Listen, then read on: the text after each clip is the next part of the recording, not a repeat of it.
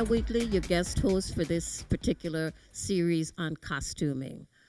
Today, we're going to be talking to costume designers Alred Lockhart, Miss Simone Edwards, and Mr. Alfred Haynes about costuming, about carnival, and all the interesting things involved in the craft. So, your name is synonymous with carnival, with costumes, with culinary. At what age did you realize that this was something you wanted to pursue? Well, I was in the sixth grade and I had an interest, used to assist my aunt with making out of costumes for I was going to associate. And then in seventh grade, I began a children troupe. And then in the 10th grade, because of my interest in carnival, my father, the late Alfred Lockhart, took me to Trinidad. And then from there, that was it. But with the Elsco and Associates troupe, you don't tend to see as much skin as some of the other troops. Is that deliberate? Uh, I would say yes, because we use two-piece costume, but we try to avoid bikinis.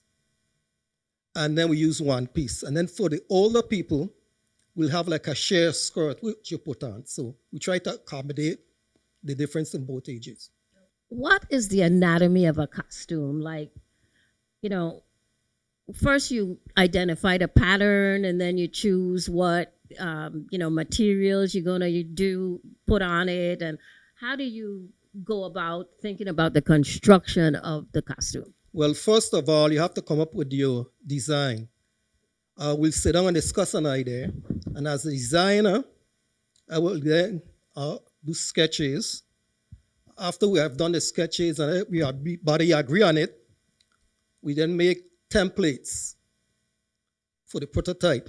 Then we make the prototype, which is a sample costume. Then you do a photo shoot, and then you present it to the public, and then people can sign up. And then after that, you're into mass production. Tell our viewers what a mass camp is. Okay, a mass camp is where you make your costumes in general. About 20 or 30 years ago, when we got into it with the Trinidad style, we used to have a seamstress, but they would be in one location.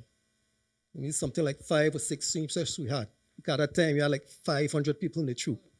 And then the actual mass camp, the production of the headpiece and the big costumes and stuff was at a different site. Within there now, we had tables set up and different stations. Some people were cutting patterns. Some people were bending wire. That's the wire bending. And then others were covering and decorating. So, as a costume designer, would you encourage people to get involved more in this art form? I think there's so much more you can do, outside of just the festival time with the skills you gain as a costume designer. Is that something you would encourage more of? Well, I would encourage it, yes. I knew you do work in, I taught arts and craft. And within that class, I showed them how to make the masks. We made miniature mukujumbis and different things like that. So that's a way of carrying it on outside of carnival. And at the same time, it was a craft. You were teaching to carry on the craft as well, because carnival is not just a mass and music. It's your whole culture, your crafts, your culinary art, and your different things. Okay, so this is the 69th anniversary of Carnival. Next year will be the 70th, the platinum years. Have you started thinking about next year? Well, not really, because I figured we'd have used what we should have used last year, because most troops already had the costumes and made and so forth. But I guess being that it's platinum, I might have to put that idea on the back burner and do something just for the occasion. Are you ready to show me a little bit of the basic traditional elements of costume making? Yes, I'll show you. Sounds good. I see you have laid out here some traditional elements of the costume. So let's start with some of the equipment that we need. Like, I see you got a hot glue gun, and I think behind you there's some wire. What's this, spray glue? Yeah, this is spray glue. Okay. And so your materials, do you source the materials locally, or do you get them from off Okay, island? well, I try to source material locally and braids. And if I cannot get them, then I go off island. Okay, and is the selection pretty much, is the selection good, or you find that, you have a challenge with the selection? No, well, the selection is good because the basic lames and stuff that most people use, they carry. And then when you get in, sometime you go into the shop, I might see a piece of lace. I will buy the lace, cut it up and make patterns. And sometimes I use the lace as is. As lace. Okay. So let's start with this headpiece right here. Okay, so this is a completed headpiece, but I think you have some of the deconstructed elements of this headpiece. So walk me through what the making of this headpiece would be. Okay, first of all, you get a molding. Then, But does it come like that? Or no, it's it comes in a sheet about 2 or 3 in a sheet, and so you have to cut it out. and mold it to a head. No, it comes molded already. Oh, okay. We ordered it from the company, the plastic company in Trinidad. Then after we have cut it out, then we spray the spray glue on this portion here, apply the fabric, and then cut the fabric. After that, we then cut this half moon shape, and that's put on to this part here. It's glued on from the back. Then we put contact cement onto that, contact cement onto the feathers, and then you glue them down on it, then we seal it with masking tape. That would look something like this hat here, which I kind of took apart so you could get the idea. You can see the tape and the glue in there. And where you see the white in the hat, that's where your frontal goes on, which is a pattern that's decorated and everything. And this is what you end up with when you put on your frontal. And then that would be the completed hairpiece in a short time. And should this headpiece be able to last beyond one carnival Yes, if you take care of it. if you take care of it? Yeah, I've had people who have headpiece 15, 20 years.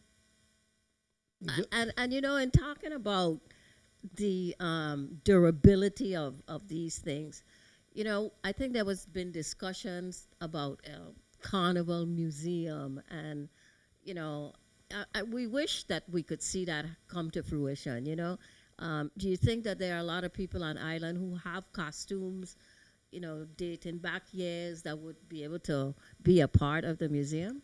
Yes, I do. I know at one time the Carnival Committee in the old White Dilemma building across from Finance and Main Street, they had a mini museum.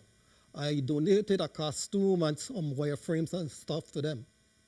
And I think the costume I donated was called Kalaloo. Okay, nice. So let's talk about some of the other materials you have here on the table. Is this some kind of contact paper? Okay, this is prism paper. It, it has a gum back and you peel it off and you stick it on. Usually we stick it on foil and so forth. And when the lights hit it, give good reflection. Right, These are the different type of feathers here. These some people call puff feathers because like ostrich. when you shake it up, see now how wide it opens? So they call it yeah, puff. yeah. When the breeze hit it, it opens up. These are ostrich plumes. You can get these up to like 3, 4, 5 feet, depending on what you're playing. This called coxcomb from the rooster tail. Okay, right.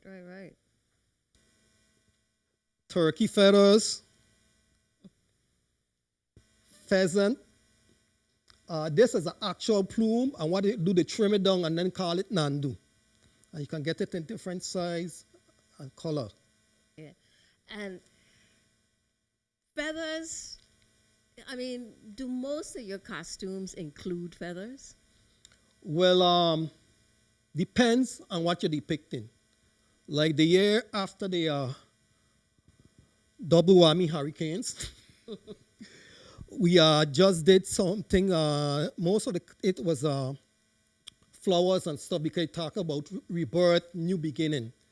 And to attract the younger people, we put in a little bit of feather in it. I Okay. think the design might be in the pile that you have there with the pictures. Gotcha. Let's look at the boots now, because the boots are pretty stylish. Okay, this particular costume was the year we played Carnival is Mass and Music. And the colors which you can see was like fuchsia, orange, black, white, red. And this were the boots that the queen of the band wore. These are boots. And that's a regular pair of boots that you just covered with Yeah. feathers and sequins and all of that kind of stuff. Yeah. And sometimes in decorating, you might use like this one waist piece here. It's actually a applique for the yoke of a evening gown. Okay, okay. So sometimes I incorporate different things. Nice, nice. Now you have some wire, and I think wire bending is an important part of the costume making or certain costumes. Okay, yeah, for the bigger or you say characters or section leaders, we use wire and fiberglass now. Fiberglass, as you can give you flexibility, it makes the costume lighter. The wire is what you actually have to bend. This is a 12 gauge wire. Then we also have 10 and 8 gauge wire. The heavier wires are for making like a jacket and so forth. And then you also have aluminum tubing that is used to give you your straights, which is your support. Okay, this is the aluminum tubing. It comes in different widths. Yeah. And then the what we call backpacks, which they are now using and making is this. It's made out of aluminum. Some people make out of wire. You can see the aluminum. And also that's the how we apply the rods to the bigger jacket. We use what we call strapping tape. Long ago, everything was soldered or welded. So we have come a long way. And is the strapping tape as sturdy as the welded? Yes, it is. Yes, yes, yes. And so is this for the big costumes? No, that's for what we call a backpack for a floor member. Okay, a backpack for a floor member. Okay. Okay, so here we have a couple of your designs. Maybe we could just talk about, like if you remember these and. Well, this one in particular again is called First Light. That was from the hurricane again. When I went outside, believe it or not, I had blooms on my flowers. Really? I mean, flowers blooming on my trees, like the hibiscus tree. After Irma? And yes, and then we had birds coming around, so that's how we got the idea. So this was called First Light, and this one was the beginning stage of our trilogy, which you can see is music, sweet music, and this one was called Mass and Music, which is this section here. This headpiece and things that I showed. This is, I have designs. Sometimes I just sit down, draw, and do things and put down, and then if somebody comes along, and this is one that I drew. This is called Showgirls. Okay. And this was the section for the year after the hurricane, which you can see rebirth, new beginning, your flowers, leaves, birds, and stuff. And was the idea that went along with the other costume.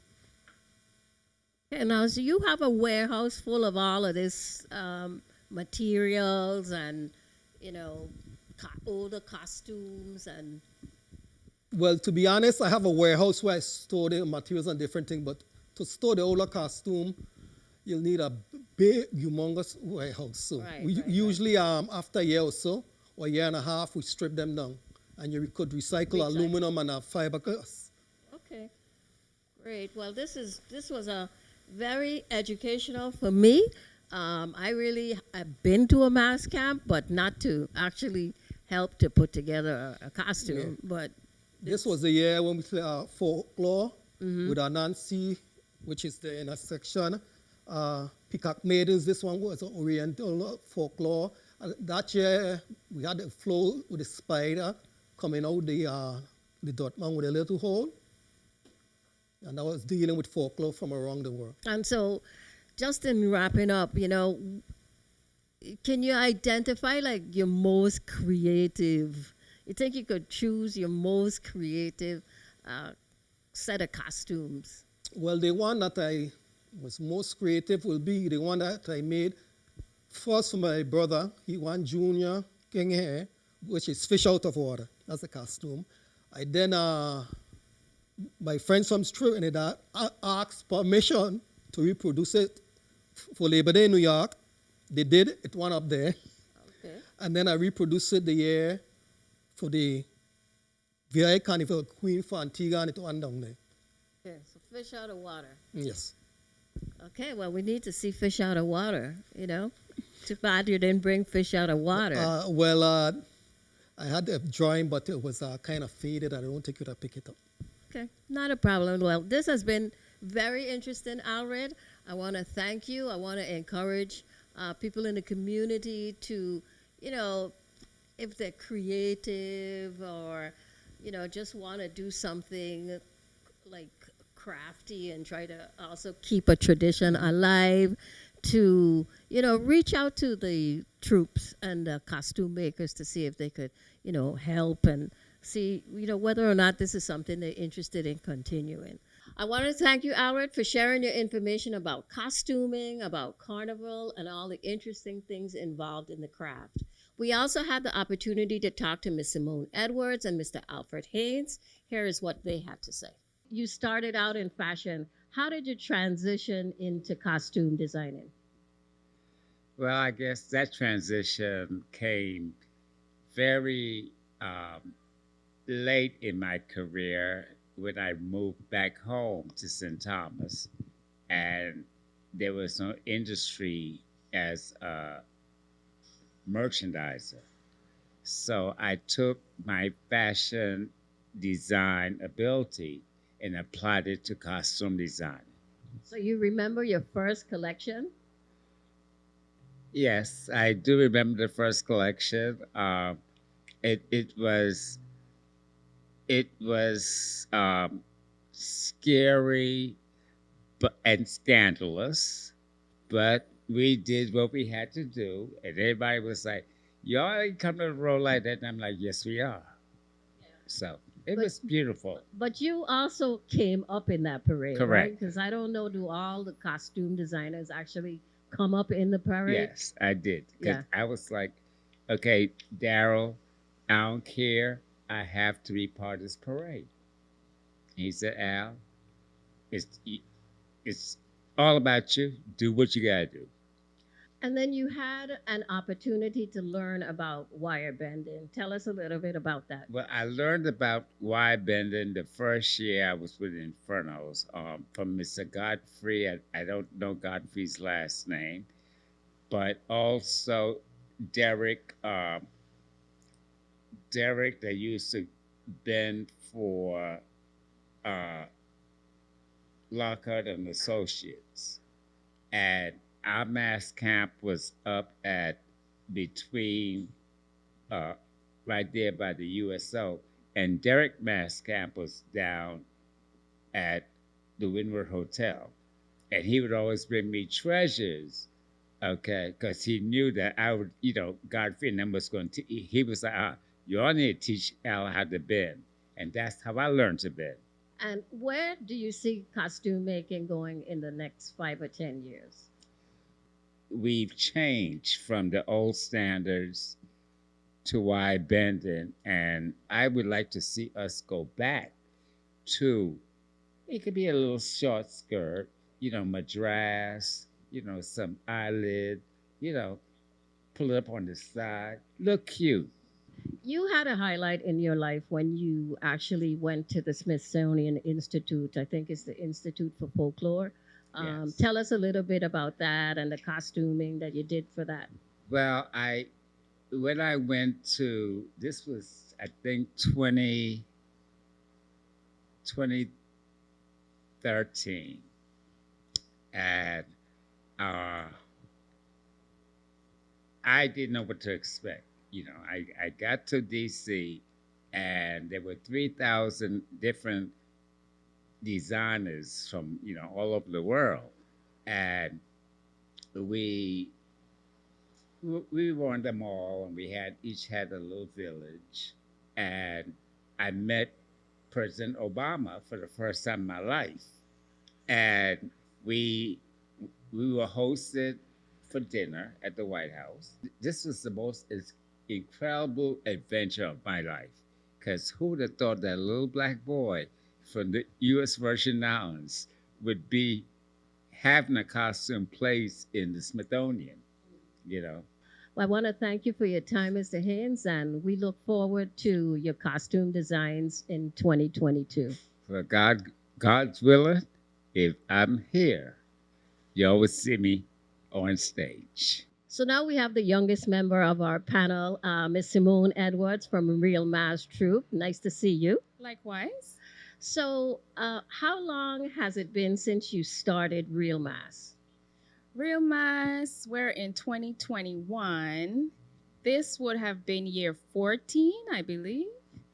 And you were the one that started the troupe. Believe it or not, I didn't even realize. Yes, it was that. And that what one. was it that prompted you to move out of one troupe and start your own troupe? I've always had an affinity to costuming, design, and I've traveled, to various carnivals and whatnot. So I think the jump for me was I didn't necessarily see a costume on the road that I wanted to wear.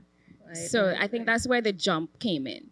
Okay. Yeah. And what was it that you thought was missing from those costumes versus like what you do? I felt like it was just repetitive. So I just felt like not that it wasn't nice. It was just stuff that we were seeing over and over and over.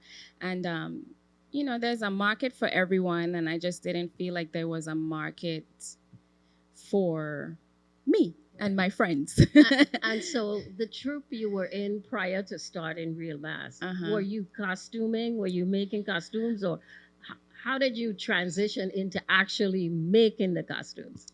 So the troupe locally that I was in, because I've done carnival throughout the Caribbean, the troupe locally that I was in, I don't even believe that they were making their own costumes. So I think those costumes were bought, and then they were probably embellished, but just I have deconstructed costume over the years. Traveling to do carnival, you always get a costume in the right size and whatnot. So I've always had to make alterations to, costumes and whatnot. So deconstructing costumes, I was like, I could do this, and so I was like, and really the word or the name Real Mass came from the commitment to actually do the costumes, like to actually produce the costume. So that's why it's called Real Mass. Interesting. Yes. Interesting. So I've heard conversations about your generation and beyond really not embracing our culture and our traditions and our heritage. Do you agree with that? I don't think you could put everybody in the same basket. Carnival has, a lot of aspects to it. And so some people might not enjoy or might not be interested in one part, but they're interested in another part, just depending on your interest or the interest of your family. And some people just love the time of year because it's just a party, Right. So I don't think you could put everybody in the same bucket to say that the generation doesn't have an appreciation. I think some people haven't been exposed to the cultural aspect of it, the theory, where it came from, what it really represents for Caribbean people, what it represents for Virgin Islanders, the real rebellious side of Carnival, the origin. And so I think it may be a lack of awareness, a lack of education, but not necessarily that they're just not, in tune. Yeah. Right. And so in your troupe, do you have any, young people actually learning how to construct a costume? Most definitely. So I am probably outside of my parents because they are actively involved in Real Mass. Outside of my parents, maybe one or two. I'm probably the oldest. Everybody else is, younger than I am. I won't give my age, but everybody else is younger than I am. And some people came like when they saw, right now Real Mass is like a family. Like even when we don't have mass camp, we gather for birthdays and barbecues and all kinds of stuff. But a lot of our production team, when they came, they didn't necessarily come with the skill set, so to speak. And so it was, workshops, and this is how you do this. So a lot of the production was learned as you go along.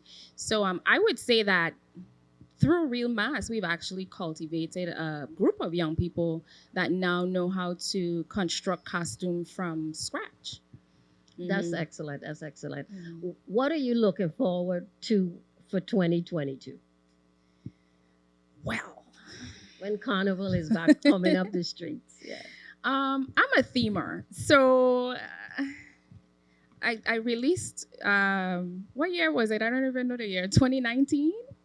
It was 2019, 2020. I released early March 2nd, I think it was, and then the island shut down March 13th, Friday, March 13th, right? So all those prototypes and everything, they're just in the room watching me. So I'm excited about the 2022 theme, Real Mass 2022 theme. I'm super excited about that because it's already conceptualized. Um, and I'm just excited to be able to have the kind of fellowship that we have during Carnival. It's the most exciting time of the year for me. I have friends from all over that travel. I have friends that they're regular fetos and they came to St. Thomas Carnival and just wanted to come back and come back and come back. So I enjoy even doing that kind of entertainment. So Well, it should be a great time in 2022 because I think everybody is so anxious to get back to Carnival Yeah. and the spirit that comes with Carnival. and it's So a big year. and it's a big year. Yes. It is the 70th anniversary of Carnival. So I want to thank you, Miss Simone Edwards from Real Mass, for joining this conversation on costuming. Thank you. And again, the Division of Festivals wants to get everybody excited about the platinum anniversary of Carnival in Yes. 2022. Yes. So Thank you for having me. thank you.